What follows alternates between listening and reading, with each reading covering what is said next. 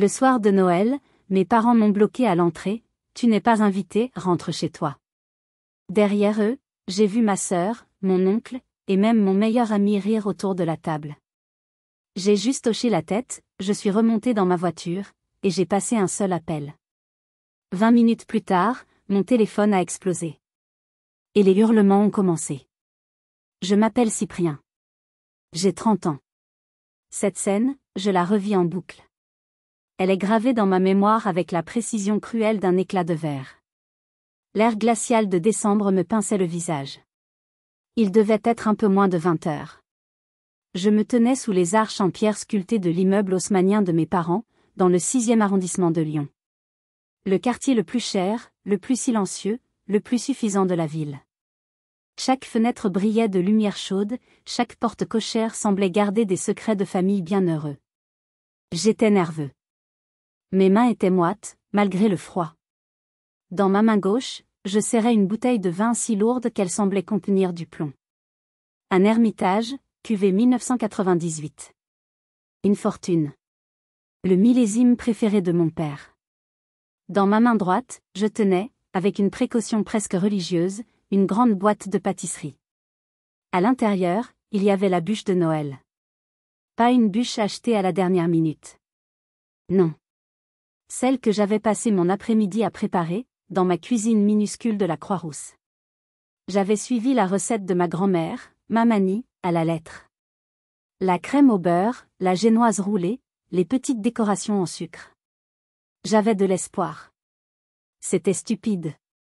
Un espoir irrationnel, naïf, après 8 mois d'un silence de glace. 8 mois de portes fermées, d'appels ignorés, de messages laissés sans réponse. Mais c'était Noël. Noël est sacré, n'est-ce pas? Noël est censé tout guérir. J'ai pris une profonde inspiration, sentant le mélange de l'air froid et de l'odeur sucrée de la bûche. J'ai monté les quelques marches en marbre. J'ai sonné. Mon pouce a hésité une seconde avant d'appuyer sur le bouton en laiton gravé « Gautier ». J'ai entendu le son étouffé de la musique classique. Du Vivaldi. Et des rires. Des rires clairs, joyeux. La musique s'est arrêtée net. Les rires se sont tus. J'ai entendu des pas feutrés s'approcher. La lourde porte en chêne massif s'est ouverte. Pas en grand. Juste ce qu'il fallait. Mon père, Hervé Gautier, se tenait là. Droit comme un i, dans son costume impeccable, même pour un réveillon en famille. Sa cravate était parfaitement nouée. Son visage était un masque de granit. Derrière lui, dans l'ombre, se tenait ma mère, Béatrice. Son collier de perles, celui qu'elle portait pour chaque occasion, brillait froidement. Cyprien, dit mon père. Ce n'était pas une salutation. C'était une constatation. Comme s'il trouvait un objet incongru sur son paillasson. Joyeux Noël, ai-je tenté. Ma voix était plus faible que je ne l'aurais voulu. J'ai essayé de sourire. J'ai levé la boîte et la bouteille. J'ai apporté le dessert. La recette de Mamani. Et, ton vin préféré. Ma mère a eu un léger tressaillement. Ses yeux ont fureté vers la bûche, puis sont revenus vers moi, fuyant. Elle n'arrivait pas à me regarder en face. Mon père, lui, n'a pas bougé. Son regard était vide. Tu n'es pas invité, a-t-il dit. Sa voix était plate, sans colère, sans tristesse. Une pure déclaration de fait. Le choc m'a coupé le souffle. J'ai senti le sang quitter mon visage. Quoi? Mais... Maman? Je t'ai appelé la semaine dernière. Tu m'as dit 20 heures, comme d'habitude. Il y a dû y avoir un malentendu, coupa ma mère, sa voix un murmure aigu. Ce n'est pas possible ce soir, Cyprien. C'est compliqué. Ce n'est pas le refus qui m'a tué. Ce n'est pas le mensonge de ma mère. C'est ce que j'ai vu par-dessus leur épaule. Dans l'entrée baignée d'une lumière dorée, j'ai vu la grande table du salon, dressée pour le festin. J'ai vu les chandeliers allumés. J'ai vu ma sœur aînée, Alix. Elle tenait une coupe de champagne, sa robe de soie rouge brillant. J'ai vu mon oncle, Firmin, le frère de mon père, l'avocat de la famille. Et, comme un coup de poignard dans le ventre, j'ai vu Martial. Martial. Mon meilleur ami. Mon ami depuis le bac à sable. L'homme que je considérais comme mon frère. Ils étaient tous là. Ils me regardaient, figés, depuis le salon. Martial a croisé mon regard.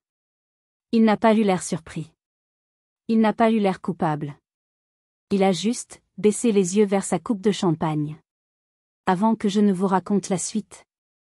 Avant que je ne vous explique comment un seul, unique appel téléphonique, passé depuis ma vieille voiture 20 minutes plus tard, a transformé leurs rires arrogants en hurlements de panique, j'aimerais savoir quelque chose.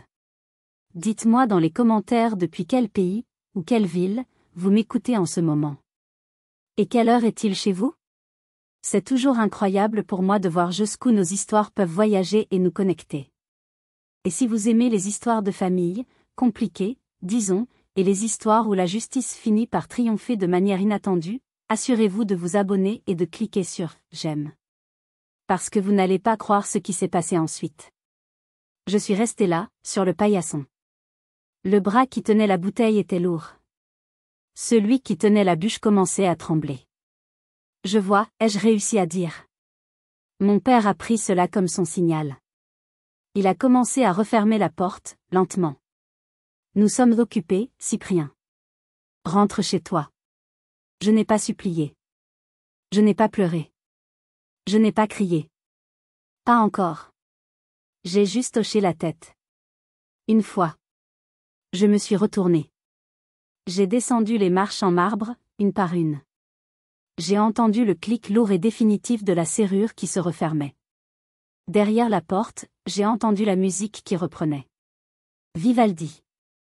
Et puis, après quelques secondes de silence gêné, j'ai entendu un éclat de rire. C'était la voix d'Alix. La fête continuait. Sans moi. Pour que vous compreniez l'ampleur de ce qui venait de se passer, vous devez comprendre ce que signifie être un Gauthier à Lyon. Ma famille, ce n'est pas juste une famille. C'est une institution. Une dynastie locale. Mon père, Hervé Gauthier, avait fondé Gauthier Patrimoine à partir de rien, ou du moins, c'est ce que la légende familiale racontait. En réalité, il avait hérité d'un joli portefeuille de son propre père, mais il l'avait fait fructifier de manière exponentielle.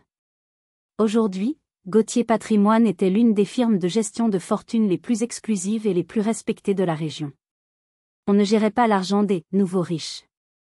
On gérait l'argent de l'ancienne bourgeoisie lyonnaise. On gérait des héritages, des châteaux, des dynasties. Le nom Gauthier était synonyme de prestige, de discrétion absolue, par-dessus tout, de succès infaillible. L'échec n'était pas une option. Il n'était même pas envisageable. Ma mère, Béatrice, était l'architecte de cette image sociale. Elle était la gardienne du temple. Elle siégeait au conseil d'administration de l'opéra, des musées, des œuvres de charité les plus en vue. Elle organisait des dîners où chaque détail, de l'argenterie aux fleurs, était d'une perfection intimidante. L'apparence était tout. Une tache sur une cravate était une crise. Une mauvaise note à l'école était une catastrophe. Et puis, il y avait les enfants. La descendance. Il y avait Alix, ma sœur aînée. La perfection incarnée. Belle, intelligente, impitoyable. Elle avait fait la meilleure prépa, intégré HEC Paris, et avait rejoint l'entreprise familiale sans jamais poser de questions. Elle était le clone de mon père. Elle comprenait les chiffres, elle comprenait le pouvoir, elle comprenait le silence. Elle était l'héritière désignée, et elle le savait. Et il y avait moi. Cyprien. L'anomalie. Le créatif. Le technicien. Voyez-vous, ma passion, ce n'était pas les bilans financiers ou les secrets d'alcôve de nos clients. C'était la technologie. C'était le code, les systèmes, la stratégie numérique. J'avais vu, bien avant tout le monde dans la famille, que le monde de la finance allait être bouleversé. Qu'il devenait numérique, qu'il devenait algorithmique. Mais mon père refusait de le voir. La finance construit des empires, Cyprien, m'avait-il dit un soir, lors d'un de ces dîners rigides où personne ne parlait plus fort qu'un murmure. C'est une question de confiance, de relation. Tes jouets numériques, tes stratégies algorithmiques, ce sont des hochets d'enfants. Des gadgets. Chaque idée que je proposais était accueillie avec un soupir d'exaspération, un regard condescendant d'Alix. J'avais beau avoir le même sang, j'étais un étranger dans ma propre maison. J'ai rejoint l'entreprise après mes études, bien sûr. C'était attendu. Il n'y avait pas d'autre choix. J'ai créé le département numérique à partir de rien, dans un bureau au fond du couloir. J'ai travaillé plus dur que n'importe qui. J'ai modernisé nos systèmes, j'ai sécurisé nos données. Je n'ai jamais voulu l'empire. Je n'ai jamais voulu l'argent. J'étais différent. Tout ce que je voulais, c'était qu'une seule fois, mon père me regarde, pose sa main sur mon épaule et dise « Bien joué, mon fils. Je suis fier de toi. » Juste une fois. Martial, lui, était mon ancre. Mon meilleur ami depuis le lycée Saint-Marc. Il venait d'une famille modeste de la Guillotière. Je l'avais présenté à ma famille, et il l'avait adopté.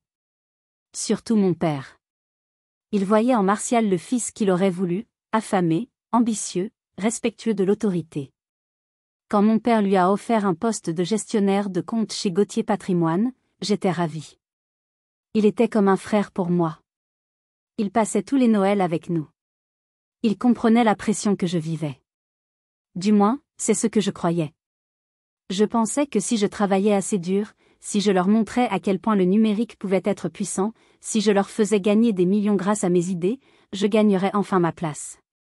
Et il y a 8 mois, j'ai fait l'erreur fatale d'essayer. J'ai eu une idée. Une idée brillante. Une idée qui allait, sans que je le sache, tout détruire. Il y a 8 mois, j'avais enfin quelque chose. Quelque chose que même mon père ne pouvait ignorer. Ce n'était pas juste un nouveau site web ou une application. C'était une plateforme de gestion de portefeuille entièrement basée sur l'intelligence artificielle. Un système que j'avais développé en secret, sur mon temps libre, pendant plus d'1 an. Il pouvait analyser les marchés, croiser des milliers de points de données en quelques secondes et prédire les fluctuations avec une précision que j'avais testée à 95%. C'était révolutionnaire. Cela allait changer la façon dont Gauthier Patrimoine gérait ses actifs. J'ai préparé ma présentation pendant des semaines. J'ai réuni le conseil d'administration. Quand j'ai présenté le projet, Alix ricanait ouvertement. Elle chuchotait à l'oreille de mon père. Mais mon père, lui, avait vu les chiffres. Il avait vu les projections de profit. Pour la première fois, il n'avait pas l'air exaspéré. Il avait l'air intéressé. « Fais-le » m'a-t-il dit, à contre-cœur, après la réunion. « Lance-le. Mais tu n'as pas le droit à l'erreur. Ne me déçois pas. Ne me déçois pas. » Ces mots résonnaient en moi. C'était presque un « je crois en toi ».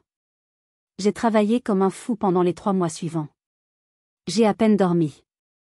J'ai perfectionné chaque ligne de code. J'ai construit une interface utilisateur si simple que même mon père pouvait l'utiliser. Martial était mon contact principal. Il était mon liaison avec les gestionnaires de comptes dont j'avais besoin pour les données de test. Il était mon plus grand supporter. « Mec, c'est absolument génial ce que tu fais », me disait-il en me tapant dans le dos. Tu vas enfin lui clouer le bec. C'est ton moment. Il m'apportait des cafés tard le soir, il écoutait mes doutes. Le jour du lancement est arrivé. C'était il y a 8 mois. Nous étions dans la grande salle de conférence. Pas seulement le conseil. Mon père avait invité les clients les plus importants. Des noms qui pesaient des milliards. Certains étaient même venus de Genève et de Paris. L'air était électrique. Mon père était au premier rang, son visage indéchiffrable. J'ai lancé la présentation. J'ai lancé la simulation en direct, avec les données du marché en temps réel. Et ce fut le chaos. Le système s'est mis à cracher des données absurdes. Des ordres de vente massifs sur des actions qui explosaient à la hausse. Des recommandations d'achat pour des entreprises notoirement en faillite. L'écran principal, que je projetais, est devenu rouge vif, affichant des alertes de pertes catastrophiques et des graphiques qui plongeaient vers le zéro absolu. J'étais en sueur. Je tapais frénétiquement sur mon clavier. Je ne comprenais pas. C'était impossible. Mon code était parfait. Je l'avais testé 1000 fois. Un client important, un vieil industriel lyonnais, s'est levé. Sa voix a transpercé le silence. C'est une blague, Hervé? Vous m'avez fait venir de Paris pour voir ce cirque? Vous confiez notre argent à ça? Le silence qui a suivi était assourdissant. Humiliant. J'ai levé les yeux vers mon père. Son visage n'était plus impassible. Il était violet de rage. Il s'est levé. Il ne m'a pas regardé. Il a regardé l'assemblée. Mes excuses. Un problème technique regrettable. L'enthousiasme d'un jeune employé. Puis il s'est tourné vers moi, et devant tout le monde, il a dit, d'une voix basse et tranchante, « Tu es une honte. Sors d'ici. » Je suis sorti. J'ai marché dans le couloir, mes jambes tremblaient. J'ai rassemblé mes affaires dans un carton. J'ai laissé mon badge d'employé sur le bureau de la sécurité. J'étais fini. Cette nuit-là, je n'arrivais pas à dormir. Je repassais tout en boucle. Mon code était parfait. C'était mathématiquement impossible. Il n'y avait qu'une seule façon pour que cela échoue de cette manière, si quelqu'un avait intentionnellement injecté des données corrompues, des données poubelles, dans la base de données de test juste avant le lancement. J'ai immédiatement pensé à Alix. Elle avait l'accès. Elle avait le motif, la jalousie pure. Mais je ne pouvais pas le croire. Pas vraiment. Pas ma propre sœur. Saboter l'entreprise pour m'atteindre? C'était trop. J'ai quitté l'entreprise le lendemain. Mais ce qu'ils ignoraient tous, c'est que la semaine précédente, en préparation d'une migration de serveurs que je devais superviser, j'avais fait quelque chose. Une procédure standard. J'avais fait une sauvegarde complète et cryptée de l'intégralité du serveur de Gauthier Patrimoine. Je l'avais copié sur un disque dur externe. J'emportais avec moi une bombe à retardement, et je ne le savais même pas. Cette sauvegarde était ma police d'assurance professionnelle. Dans le monde de la tech, on ne fait jamais une migration de serveurs sans un backup complet et hors ligne. C'était une archive massive, cryptée avec une clé que moi seul connaissais. Quand j'ai démissionné, ou plutôt, quand j'ai été humilié publiquement et forcé de partir, j'ai emporté ce disque dur. C'était un réflexe. Il était dans mon sac, avec mes carnets et mes stylos. Je n'y ai pas pensé. C'était mon travail, le fruit de mes nuits blanches. Les semaines qui ont suivi ont été un enfer. Un véritable purgatoire. J'ai utilisé le peu d'économie que j'avais pour louer un petit bureau, un flex office de 10 mètres carrés, et lancer ma propre petite boîte de conseil, Cyprien Digital. Je l'ai installée sur les pentes de la Croix-Rousse. C'était l'opposé polaire du 6e arrondissement, bruyant, vivant, un peu délabré, mais authentique. La réaction de ma famille a été immédiate. Et brutale. Mon père m'a fait envoyer une mise en demeure par l'avocat de la famille. Mon oncle Firmin m'accusant de violation de contrat de travail et de concurrence déloyale, alors que je n'avais pas encore un seul client. Ma mère ne répondait plus à mes appels. Quand elle décrochait par erreur, elle disait « Je ne peux pas te parler, Cyprien. Tu as fait honte à ton père. » Alix m'avait bloqué sur tous les réseaux sociaux. Comme si je n'avais jamais existé. Le seul qui parlait encore, au début, c'était Martial. Il m'appelait en secret, le soir. « Mec, c'est terrible ce qu'ils t'ont fait. C'est complètement injuste. Je te jure, j'essaie de parler à ton père. Je lui dis qu'il fait une erreur monumentale. » « Merci, Marty, lui disais-je, ma voix brisée par la gratitude. Je ne sais pas ce que je ferais sans toi. Tu es le seul qui. Je serai toujours là pour toi, tu le sais, disait-il. Sa sympathie était la seule chose qui me tenait à flot. Et puis, il y a environ 4 mois, ses appels sont devenus plus rares. Plus courts. Désolé mec, je suis sous l'eau au bureau. Je te rappelle. Il ne rappelait jamais. Jusqu'à ce que les appels s'arrêtent complètement. Il y a 3 mois, j'étais à Paris. J'assistais à une conférence sur la cybersécurité à la station F, essayant désespérément de trouver des clients, de me faire un nom. Lors du cocktail de clôture, j'ai failli renverser mon verre de champagne sur une femme. Elle s'est retournée, en riant. Faites attention. Elle s'est arrêtée. Cyprien? Cyprien Gauthier? Je l'ai reconnue. Mathilde. Une ancienne camarade de mon école d'ingénieur. Brillante, incroyablement intelligente. Nous avions été dans le même club de débat, ironiquement, sur l'éthique des affaires et la transparence. Mathilde. Ça alors? Qu'est-ce que tu deviens? Elle a souri. C'est un peu confidentiel, mais, je travaille pour l'AMF, maintenant. L'autorité des marchés financiers. Le gendarme de la bourse. Nous avons parlé pendant 1 heure. Après 2 verres de vin, j'ai craqué. L'isolement, le stress, tout est sorti. Je ne lui ai pas parlé de mon sabotage. Je ne savais même pas si c'en était un. Mais je lui ai parlé de mon malaise. Des choses que j'avais entrevues chez Gauthier Patrimoine. Des fonds étranges, basés au Luxembourg, dont mon père m'avait toujours interdit l'accès. Des clients qui semblaient ne pas exister. Des transferts que je ne comprenais pas. Des choses que mon père avait toujours balayées d'un revers de main comme étant hors de ta portée. Elle m'a écouté très attentivement. Son visage est devenu sérieux. Cyprien, dit-elle en me tendant sa carte de visite professionnelle. Ce que tu décris, ce sont des red flags, des drapeaux rouges gros comme des maisons. Écoute, ce n'est peut-être rien. Mais si jamais ton malaise se transforme en quelque chose de concret, si jamais tu as la moindre preuve, même la plus petite, appelle-moi. Jour ou nuit. J'avais pris la carte, un peu honteux. J'accusais ma propre famille sur la base de rien. D'intuition. J'avais rangé la carte au fond de mon portefeuille. Jusqu'à ce soir.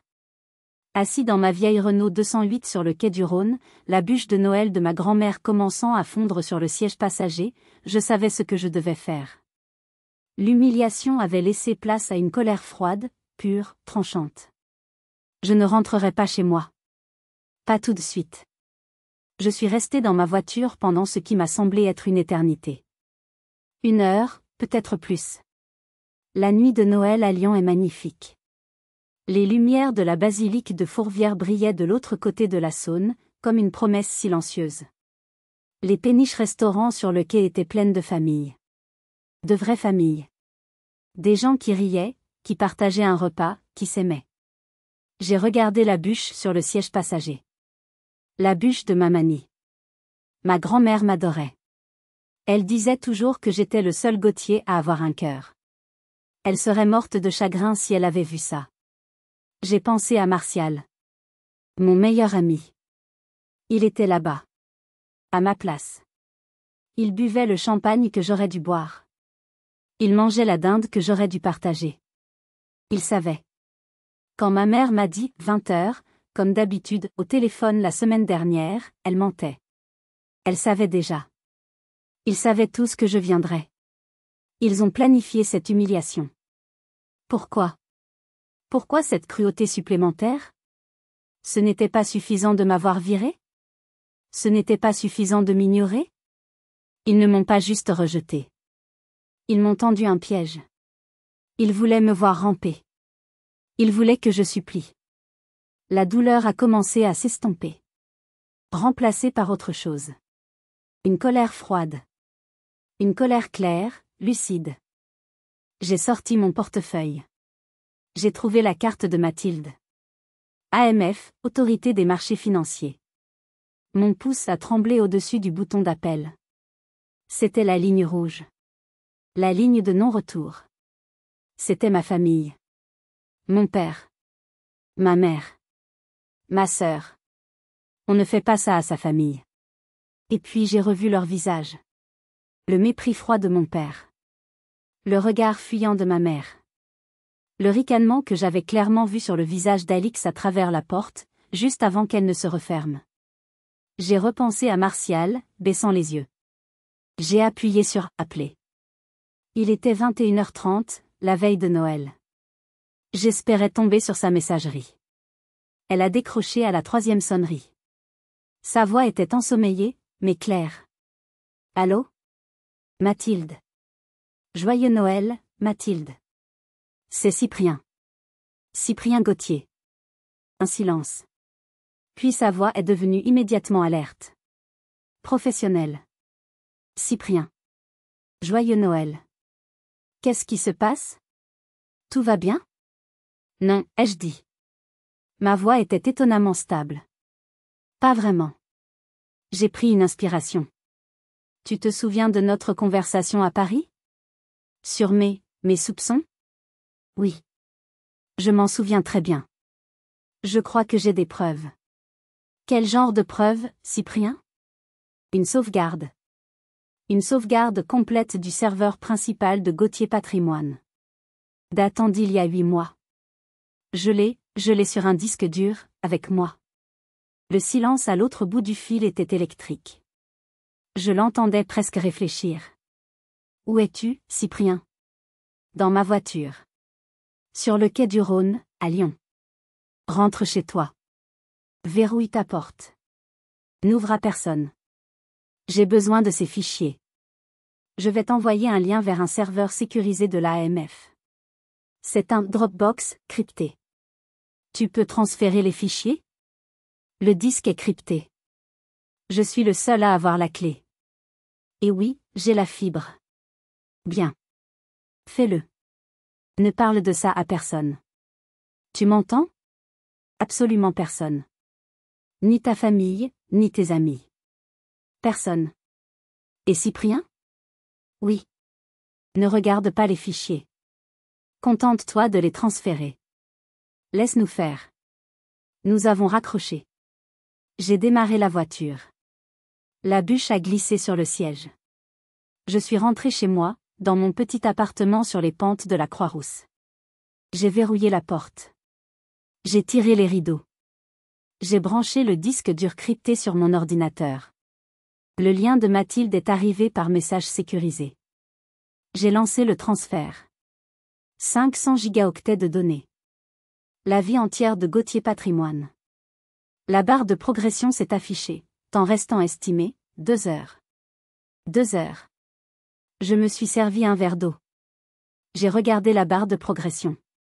Ne regarde pas les fichiers, avait-elle dit. Mais j'en avais besoin. J'avais besoin de savoir pourquoi. Pourquoi cette haine? Pourquoi ce sabotage?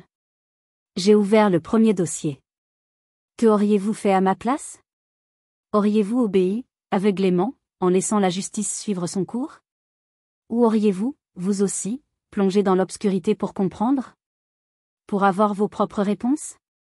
Dites-le moi honnêtement dans les commentaires. Parfois, l'ignorance est une bénédiction. Ce soir-là, j'ai choisi de savoir. Et je ne savais pas que ce que j'allais trouver était 1 millier de fois pire que tout ce que j'avais pu imaginer. J'ai ouvert le premier dossier. Et mon estomac s'est noué. L'archive était un labyrinthe. Un enchevêtrement de dossiers, de sous-dossiers, de feuilles de calcul Excel, de PDF, d'échanges de mails. J'ai commencé par ce qui me rongeait. Les fonds basés au Luxembourg. Ceux dont mon père m'avait toujours interdit l'accès, sous prétexte de « confidentialité client ». J'ai trouvé les dossiers. J'ai trouvé les relevés de compte. Et ce que j'ai vu m'a donné la nausée. Ce n'était pas juste de l'optimisation fiscale agressive. Ce n'était pas juste intelligent. C'était une fraude. Une fraude massive, claire comme de l'eau de roche. Un schéma de Ponzi. Le plus vieux tour du monde, habillé des costumes chers de la finance lyonnaise. Je voyais les emails. Des emails échangés, non pas avec des gestionnaires de fonds anonymes, mais directement entre mon père et Alix. Ils en discutaient ouvertement. Avec un langage codé, mais évident. Le client printemps, un nouveau client, couvrira les dividendes du client hiver, un ancien, écrivait Alix. Mon père répondait, parfait. Assure-toi de réallouer les fonds avant la fin du trimestre. La performance doit être maintenue. Réallouer. Il volait l'argent des nouveaux investisseurs pour payer les retours sur investissement promis aux anciens, tout en prélevant des commissions exorbitantes au passage. Les chiffres étaient astronomiques. Des dizaines, peut-être des centaines de millions d'euros. Des familles entières, des retraités, des gens qui avaient fait confiance au nom Gauthier, l'institution lyonnaise, voyaient leur argent s'évaporer dans des sociétés écrans. Mon père, l'homme qui me faisait la morale sur l'honneur, l'héritage et la parole donnée. Ma sœur, la perfection incarnée. Je me suis sentie sale. J'ai eu envie de vomir. Et puis, une autre pensée m'a frappée. Une pensée froide, technique. Mon projet. Mon projet d'IA. J'ai cherché les fichiers de mon projet. Mon lancement raté d'il y a 8 mois. Je l'ai trouvé. J'ai trouvé le journal des logs. Le fichier qui enregistre chaque action effectuée sur le serveur. J'ai cherché la date. La nuit avant la présentation. 3h14 du matin. Une connexion au serveur de données. Un script exécuté. Un script que je n'avais jamais vu. Je l'ai ouvert. C'était un petit morceau de code, malveillant et diaboliquement intelligent. Un script conçu pour injecter des données corrompues, aléatoires, dans la base de données de production, juste assez pour faire dérailler mon algorithme sans détruire le système. J'ai regardé l'identifiant de l'utilisateur qui avait lancé le script. Mon cœur s'est arrêté. Ce n'était pas Alix. C'était Martial.g. Martial. Mon meilleur ami. L'homme qui me tapait dans le dos. L'homme qui m'apportait des cafés. J'ai compris. D'un coup. La raison pour laquelle il m'avait saboté. Ce n'était pas de la jalousie. Ce n'était pas parce que mon père me détestait. C'était de la survie. Mon IA était conçu pour analyser les anomalies. Pour détecter les incohérences. Si elle avait été lancée, si elle avait eu accès au vrai compte, elle aurait détecté leur fraude en quelques heures. Ils ne m'ont pas juste poussé dehors. Ils ont méticuleusement orchestré ma chute. Ils ont détruit ma crédibilité et ma carrière pour protéger leur empire criminel. Je me suis levé d'un bond. Je suis allé jusqu'à la salle de bain et j'ai vomi dans l'évier. J'ai tremblé, en m'agrippant à la porcelaine froide. Je pensais avoir touché le fond. Je pensais que la trahison ne pouvait pas être plus profonde, plus totale. J'avais tort. Je suis retourné à l'ordinateur, les mains tremblantes. Il restait un dossier que je n'avais pas compris. Je l'ai ouvert. Il s'appelait Martial-Projet-Perso. Ce n'étaient pas des projets de travail. C'était sa vie privée. Martial avait été incroyablement stupide. Ou arrogant. Il avait utilisé son ordinateur professionnel, celui sauvegardé par le serveur de l'entreprise, pour tout. Le dossier contenait des centaines de mails. Des échanges personnels. J'ai ouvert un fil de discussion. Entre lui et Alix. J'ai commencé à lire. Et le sol s'est dérobé sous mes pieds. Pour de bon, cette fois. C'était pire qu'une fraude. C'était une surveillance. Depuis plus d'1 an, Martial faisait un rapport détaillé de chacune de mes actions, de chacune de mes paroles, à Alix. Et, via Alix, à mon père. Cyprien a posé des questions sur le fonds Lux Invest aujourd'hui. J'ai réussi à le rediriger vers le projet de site web. Cyprien est stressé par le lancement de son IA. Il doute. Je lui ai dit qu'il travaillait trop, qu'il devrait prendre du recul. Cyprien suspecte quelque chose au sujet des comptes. Il est trop curieux. Il pose les mauvaises questions. Il faut s'occuper de lui. Chaque confidence que je lui avais faite. Chaque doute que j'avais partagé avec lui, tard le soir, dans mon bureau. Chaque peur. Il l'avait immédiatement rapporté. Il était leur espion. Ma sympathie, ma fraternité, tout cela n'était qu'un outil pour eux. Il jouait un rôle. Le rôle du meilleur ami. Mes jambes ont flanché. J'ai dû m'asseoir par terre, devant mon écran. 15 ans. 15 ans d'amitié. Depuis le lycée. Il avait été mon témoin, non, il aurait été mon témoin de mariage, si j'avais trouvé quelqu'un. L'homme que je considérais comme un frère. C'était un mensonge. Un long, dégoûtant mensonge. Et puis, j'ai vu les sous-dossiers. Grèce 2023. W-Badoville. Ce n'étaient pas des emails. C'étaient des photos. J'ai cliqué. Des photos de Martial et Alix. Ensemble. Sur le yacht de mon père en Grèce. Le week-end où il m'avait dit, tous les deux séparément, qu'ils étaient en séminaire d'entreprise à Francfort. Des photos d'eux s'embrassant. des photos d'eux dans un lit. Des photos intimes, qui ne laissaient absolument aucune place au doute. Ils n'étaient pas seulement complices. Ils étaient amants. Le puzzle s'est assemblé dans mon esprit avec une clarté horrifiante. Martial n'était pas seulement un ami traître. C'était un opportuniste du pire espèce. Il n'avait pas seulement trahi notre amitié, il l'avait utilisée comme un levier. Un levier pour grimper dans l'entreprise, pour se rapprocher du pouvoir, pour se mettre dans le lit de l'héritière. Et Alix, ma sœur, elle l'avait utilisé pour espionner son propre frère. Pour s'assurer que l'idiot du numérique ne viendrait jamais menacer sa place sur le trône. Leur trahison était totale. Professionnelle, familiale, personnelle. Je ne savais pas combien de temps je suis restée là, par terre, le regard vide, fixant l'écran. Le son de mon téléphone m'a fait sursauter. Ce n'était pas un appel. C'était une notification. Un email. Non. C'était une alerte de ma banque. J'ai ouvert l'application, machinalement. Et c'est vraiment là, que la colère a pris le dessus. Ce n'était pas une alerte de mon compte courant, qui était dangereusement bas. C'était une alerte concernant un compte que je ne consultais presque jamais. Un fonds en fiducie. Le fonds que ma grand-mère, Mamani, celle dont j'avais fait la recette de la bûche ce soir-là, m'avait laissé. Elle était la seule de la famille à avoir cru en moi. Elle m'avait laissé cet argent dans un fonds bloqué. Il était censé être intouchable jusqu'à mes 35 ans. C'était mon filet de sécurité, mon avenir. L'alerte indiquait « Transfert sortant de 50 000 € approuvé ». J'ai figé. J'ai cliqué sur « Détails ». J'ai ouvert l'historique du compte. Ce n'était pas le premier. Il y en avait eu un autre le mois dernier. 50 000 €. Et un autre le mois d'avant. 50 000 €.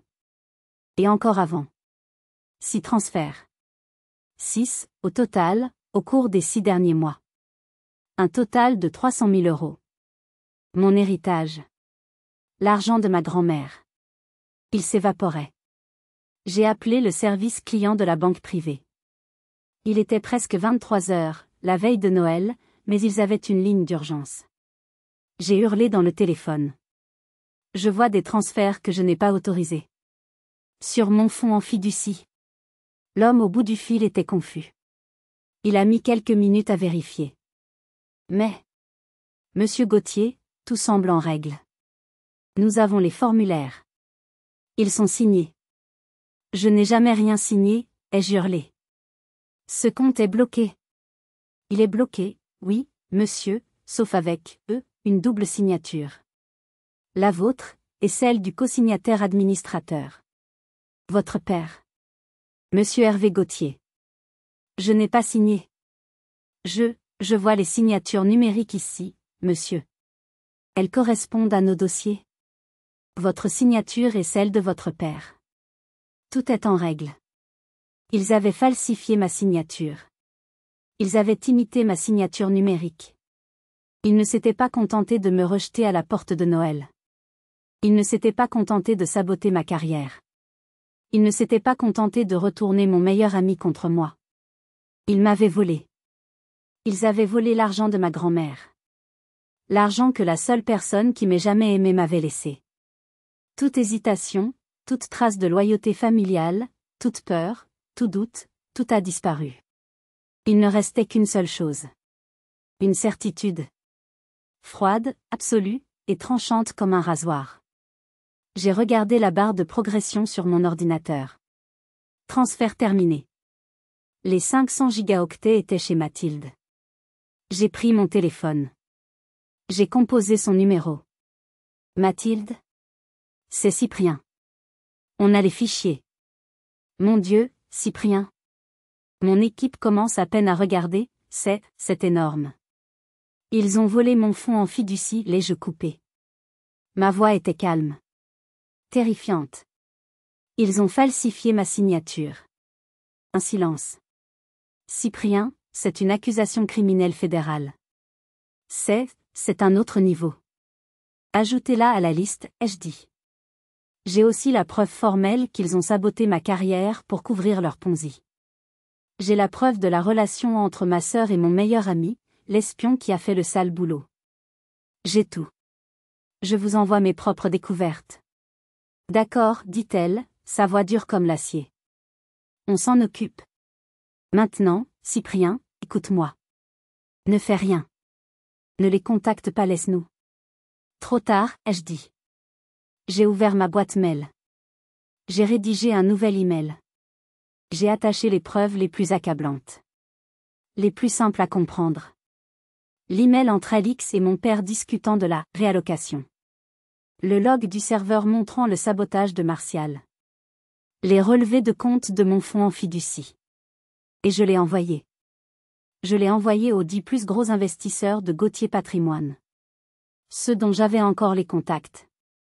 Je l'ai envoyé à ma cousine, Léonie, la seule de la famille qui m'avait envoyé un « joyeux anniversaire » en septembre.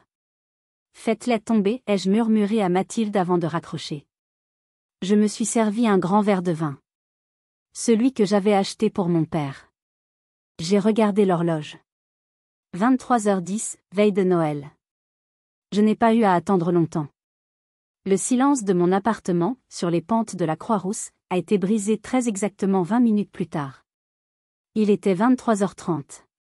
Mon téléphone, posé sur la table en bois de ma cuisine, a commencé à vibrer. Il a vibré si violemment, si frénétiquement, qu'il a dérapé sur la surface et a failli tomber par terre. C'était mon père. Hervé. J'ai regardé l'écran. Papa. Je n'ai pas répondu. La vibration s'est arrêtée. Une seconde de silence. Et elle a repris. Immédiatement. Il rappelait. Et rappelait. Et rappelait. Puis les notifications ont déferlé. C'était un tsunami. Un barrage numérique. Une notification de message vocal. Ma mère. J'ai cliqué dessus, fasciné. Ce n'était plus la femme froide, digne et distante de la porte d'entrée. C'était une femme hystérique. Je l'entendais à peine à travers ses propres sanglots. Cyprien. Cyprien. Qu'est-ce que tu as fait? Qu'est-ce que tu as fait? Les investisseurs appellent. Monsieur de Boissieu vient d'appeler. Il hurle. Il parle de fraude. Tu dois annuler ça. Tu dois leur dire que c'est faux. C'est une affaire de famille. Tu ruines notre nom. Appelle-moi. Appelle-moi tout de suite. J'ai effacé le message. Un SMS d'Alix. Court. Brutal. Tu es mort. Un SMS de Martial. Long. Pathétique. Mec, c'est un énorme malentendu. Je te jure. C'est pas ce que tu crois. C'est Alix, elle m'a forcé. Je peux tout expliquer. Appelle-moi. S'il te plaît, Cyprien. On est frères. On peut arranger ça. L'ironie. Arranger ça. C'est ce qu'il m'avait dit quand j'avais été viré. Mon téléphone a encore sonné. Mon père. Cette fois, j'ai décroché. Je n'ai rien dit. J'ai juste tenu le téléphone à mon oreille. Tu as fait quoi? Son hurlement était si fort, si saturé de rage et de panique pure, que j'ai dû éloigner le téléphone de mon oreille. Ce n'était pas une question. C'était un rugissement. Un animal blessé. J'ai attendu qu'il reprenne son souffle. De quoi tu parles, papa? Ai-je demandé calmement. Ne joue pas à ça avec moi, a-t-il sifflé, chaque mot séparé. Les emails. L'AMF.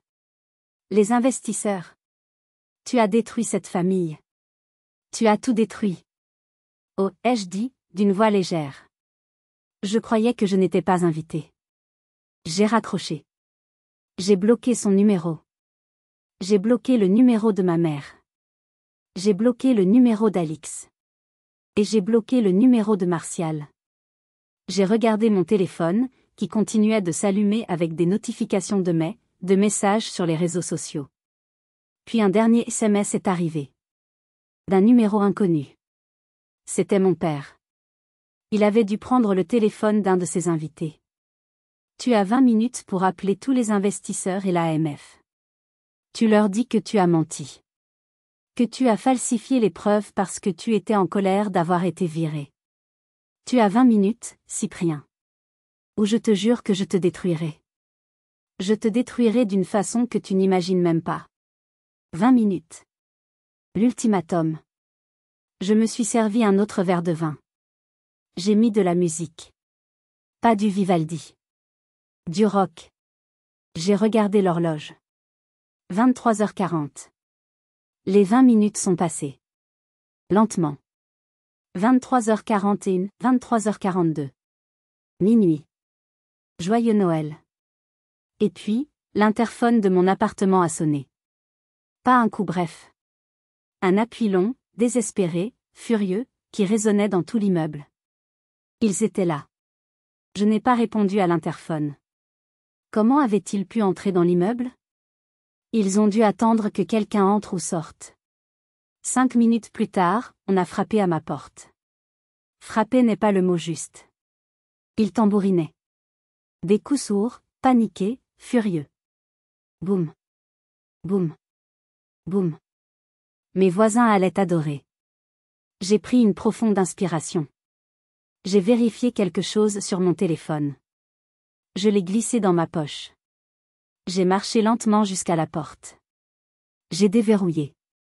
Je l'ai ouverte d'un coup. Ils étaient tous les 4 là, dans le couloir mal éclairé de mon immeuble de la Croix-Rousse.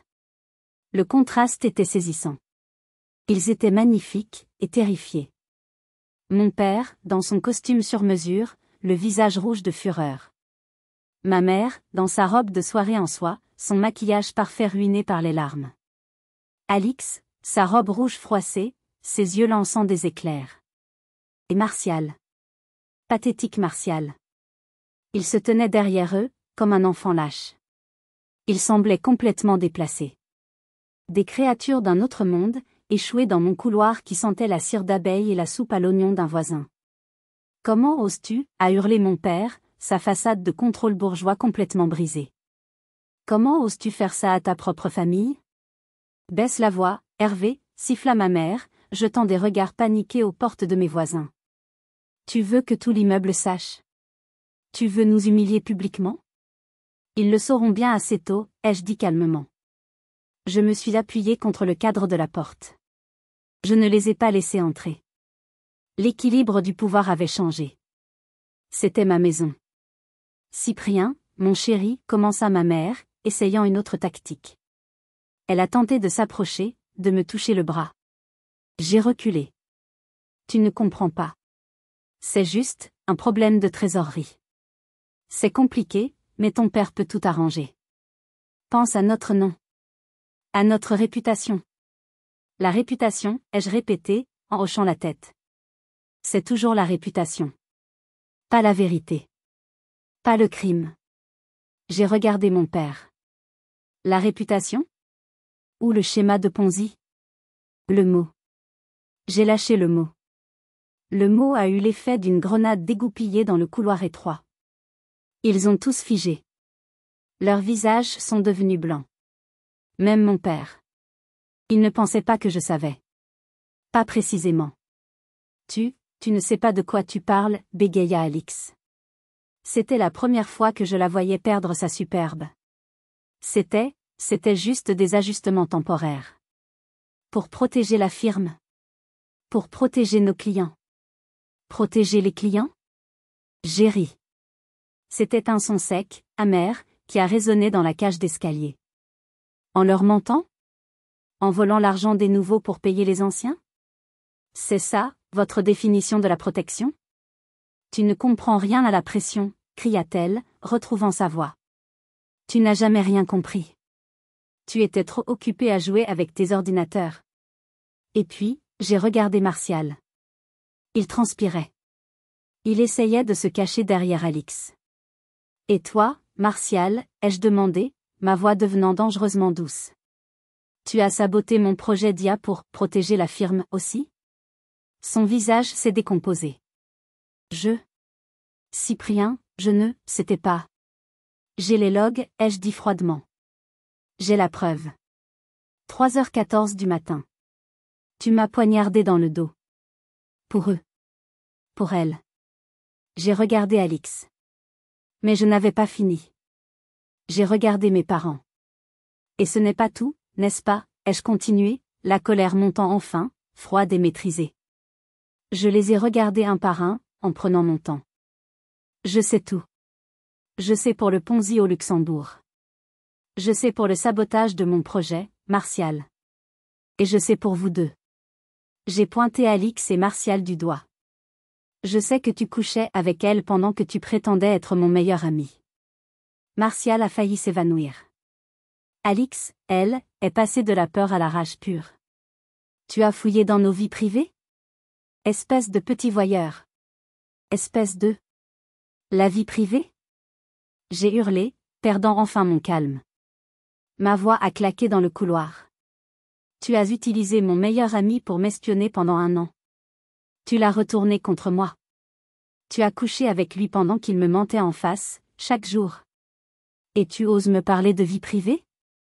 Ma mère a mis ses mains sur sa bouche, horrifiée. Alix? C'est vrai? Oh, c'était délicieux. Elle ne le savait pas. Et vous deux? J'ai pivoté vers mes parents. Le clou du spectacle. Vous avez falsifié ma signature. Vous avez volé l'argent de ma manie. Mon héritage. Le silence est tombé. Lourd. Total. Assourdissant. C'est là que j'ai vu leur vrai visage. Leur véritable motivation, dépouillée de tout artifice social. Béatrice, ma mère, a glissé le long du mur et s'est assise par terre, dans le couloir sale. Sa robe de soie s'est étalée autour d'elle. Tout est fini, a-t-elle murmuré, le regard vide. Notre nom, à Lyon, tout est fini. Son souci n'était pas le crime. C'était la réputation. Alix, folle de rage, m'a pointé du doigt, son visage déformé. C'est de ta faute. C'est toujours de ta faute. Tu ne supportais pas d'être le second. Tu ne supportais pas que papa me préfère. Tu as toujours voulu être le centre d'attention, l'artiste maudit. Tu as fait ça par pure jalousie. Jalousie. J'ai failli rire. C'était tellement loin de la vérité. Et puis, mon père. Hervé Gauthier. Il s'est passé quelque chose d'étrange. Il a arrêté de trembler. Il a arrêté d'être rouge. Il s'est redressé. Il a rajusté sa veste de costume. Et il a souri. Un sourire terrifiant, vide de toute chaleur. Un sourire de prédateur. Tu crois que tu as gagné, a-t-il dit d'une voix presque admirative. Tu as appuyé sur le bouton rouge. Tu as brûlé la maison. Bien joué. Il s'est approché de moi, jusqu'à ce que je puisse sentir l'odeur du vin cher sur son haleine. Mais tu oublies une chose, Cyprien. Moi, je suis l'Empire. Toi, tu n'es rien. Il a sorti son propre téléphone. J'ai passé la dernière heure, pendant que tu jouais au petit détective, non pas à m'inquiéter, mais à agir. J'ai appelé les quelques clients que tu as réussi à te procurer. J'ai appelé tes prospects. Je leur ai dit que tu étais instable. Que tu avais été viré pour avoir volé des données. Que tu avais des problèmes psychiatriques. Que tu étais dangereux. Mon sang s'est glacé. J'avais un gros contrat sur le point d'être signé. Ta petite boîte, a-t-il chuchoté, son sourire s'élargissant. Ton Cyprien digital, elle est finie. Morte avant d'avoir commencé. J'ai détruit ta crédibilité. Tu ne travailleras plus jamais à Lyon. Ni ailleurs. Il m'a regardé, triomphant. Tu as peut-être fait tomber le nom Gauthier. Mais je t'entraîne avec moi. Tu n'es rien sans moi. Tu as toujours été un moins que rien. Il pensait que c'était son coup de grâce. Il pensait m'avoir détruit. Il pensait avoir gagné. Il ne savait pas que j'avais gardé le meilleur pour la fin. Il ne savait pas que j'avais anticipé cela. J'ai soutenu son regard. Son sourire arrogant. Sa certitude de m'avoir anéanti. Et j'ai souri. Un vrai sourire. Léger. Presque amusé. Merci de l'admettre, papa, ai-je dit. Son sourire s'est effacé. Quoi? J'ai sorti mon propre téléphone de ma poche. Il était allumé. L'écran montrait un appel en cours. Mathilde, ai-je dit clairement. Vous avez bien enregistré ça? La diffamation et l'aveu de sabotage commercial? Un silence. Puis la voix de Mathilde, claire et métallique, est sortie du haut-parleur de mon téléphone, résonnant dans le couloir silencieux. Oui, Cyprien. Nous avons tout.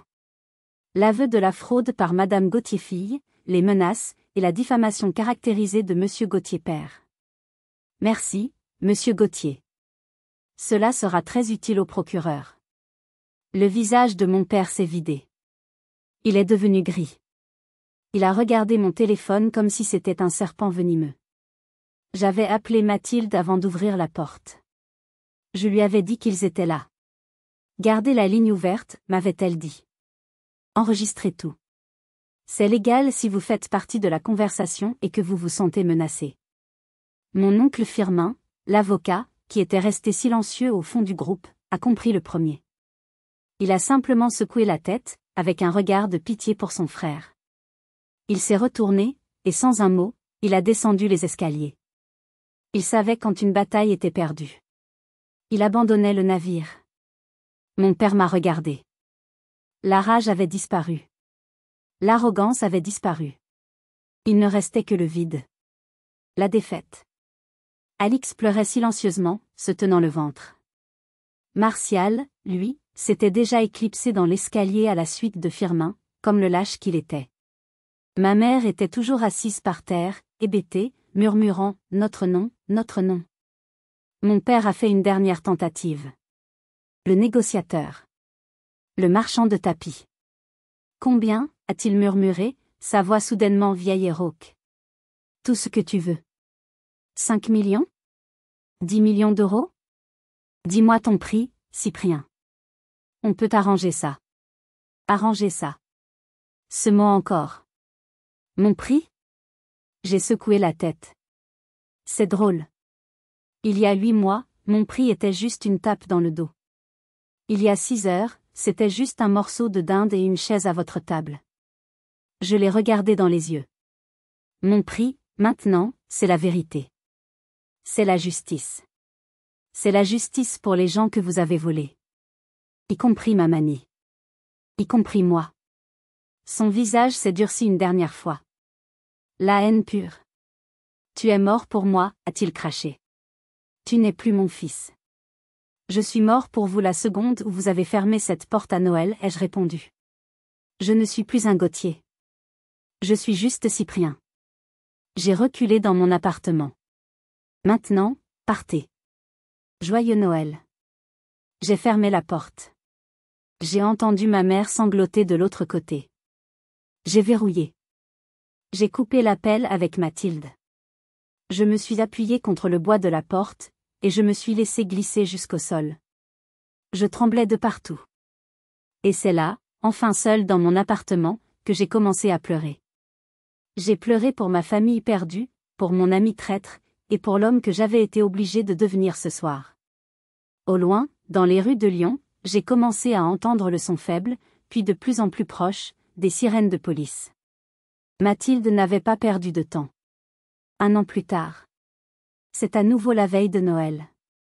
Je suis dans mon appartement sur les pentes de la Croix-Rousse. Il n'est pas plus grand, il n'est pas plus luxueux. Mais il est à moi. L'odeur de la dinde rôtie et du gratin dauphinois emplit la pièce. Le nom Gauthier n'est plus synonyme de prestige à Lyon. Il est synonyme de scandale. De honte.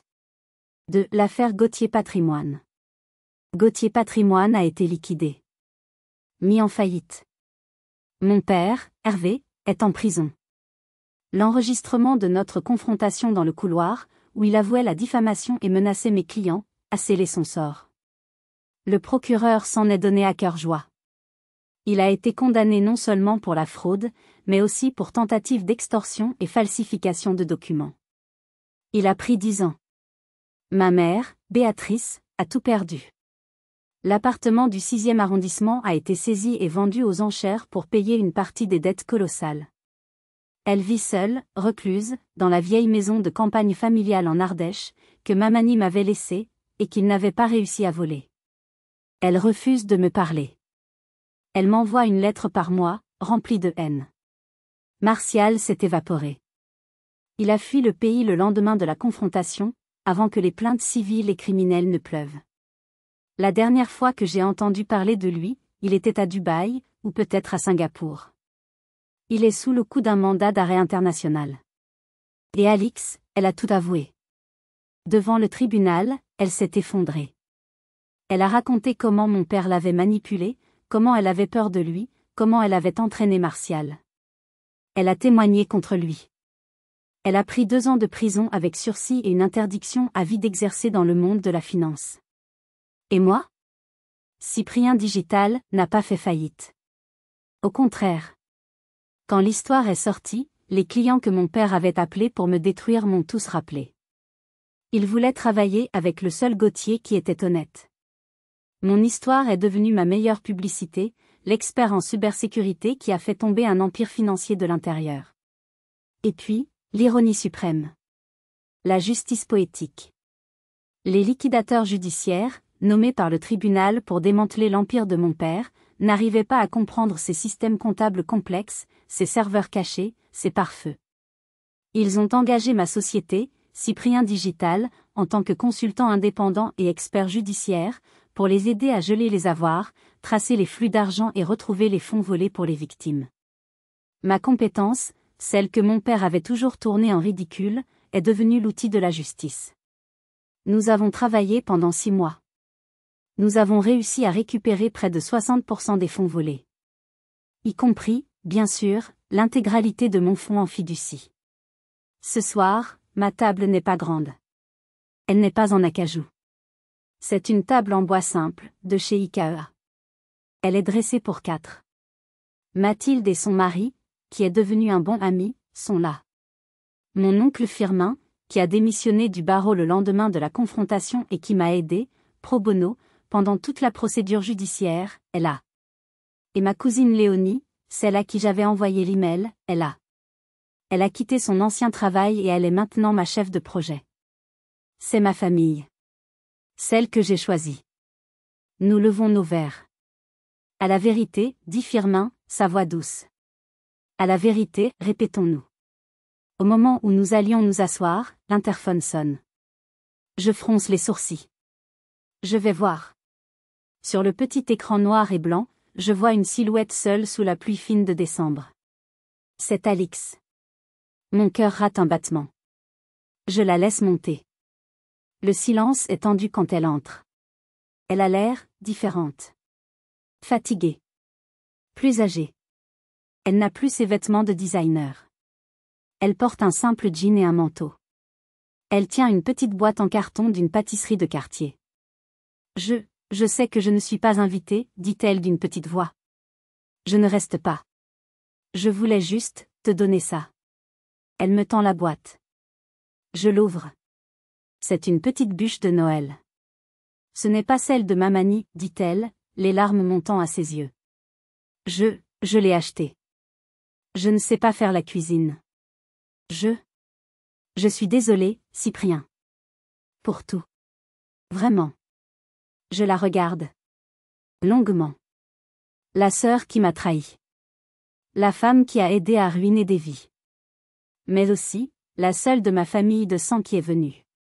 La seule qui a dit « pardon ». Je me suis écartée de la porte. Entre, Alix. Il fait froid dehors. Elle a levé les yeux, surprise. Elle a hoché la tête, lentement. La route vers le pardon est longue. Je ne sais pas si nous y arriverons un jour. Mais ce soir-là, c'était un début. Mon histoire est compliquée. Les histoires de famille le sont toujours. L'argent, la fierté, l'héritage, tout cela peut détruire ce qui devrait être le plus important. Avez-vous déjà été confronté à un choix impossible entre votre famille et ce qui vous semblait juste? Avez-vous déjà dû couper les ponts, non pas par haine, mais pour vous sauver vous-même? Racontez-moi vos histoires, vos expériences, dans les commentaires. Parfois, la famille que nous avons n'est pas celle que nous méritons. Mais la bonne nouvelle, c'est que nous pouvons toujours construire la nôtre. La famille, ce n'est pas toujours une question de sang. C'est une question de loyauté, de respect, et de vérité. C'est une question de qui se présente à votre porte avec une bûche achetée, juste pour dire pardon. Si cette histoire vous a touché, si elle a résonné en vous, merci de cliquer sur « J'aime » et de vous abonner pour plus d'histoires sur la recherche de la vérité, même quand elle est difficile. Merci de m'avoir écouté. Je vous souhaite à tous de joyeuses fêtes, entourés des gens qui vous aiment vraiment. Entourés de la famille que vous avez choisie.